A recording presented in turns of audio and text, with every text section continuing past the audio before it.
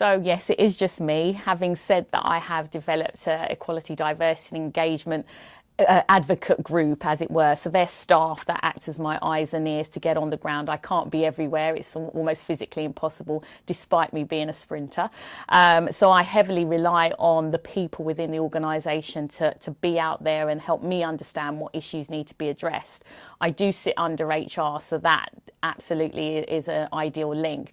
But for me, I'm the first person who's doing this role, so it was an absolute positive move for UK Athletics to see that they see there's an issue in terms of the board level and the organisation not quite reflecting the diversity of our sport itself. So for me, that is just an absolute plus. It's me for now to bring it to the forefront, that it's not a standalone thing. Edie and I shouldn't be just over there. It should be fully embedded into the organisation through its processes, its policies, etc. So again, that is really engaging with the whole organisation, not just HR.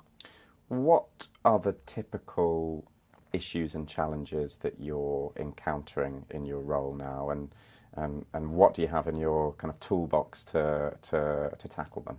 I think the first time when I first joined the organisation, it was, oh my gosh, Donna the athlete is back. What is she going to tell us? What are we not doing so well?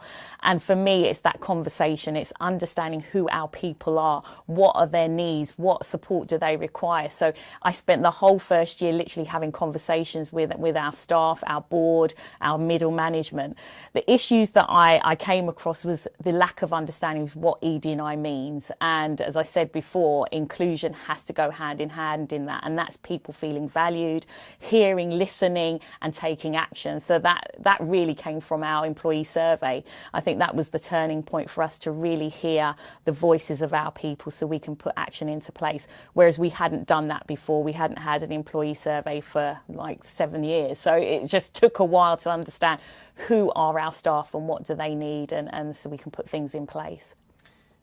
Final question. You're here with us today at Facebook for our Leaders Meet Diversity event. This one is about celebrating and accelerating Black excellence in the sports industry. I don't know whether you were here at the very beginning, but there are some fairly alarming stats that were kind of put out up top about fantastic levels of participation in sport from Black and ethnic minority communities here in the UK, but that is absolutely not being reflected at board level, and it is not trending as if it is going to be either. Not an easy question, but what can we do? What can we do to change that? There are some simple things. We have to be mindful not to have that positive discrimination. So we put someone from a BAME background into roles just because they're from a BAME background. They have to have those skills. For me, it's about, again, who we are, where are we recruiting from? It's that talent pool. It's bringing people forward. I also have to respect that there are people from a BAME background within the organisation who do not want to climb up that ladder. So it's understanding that background as well.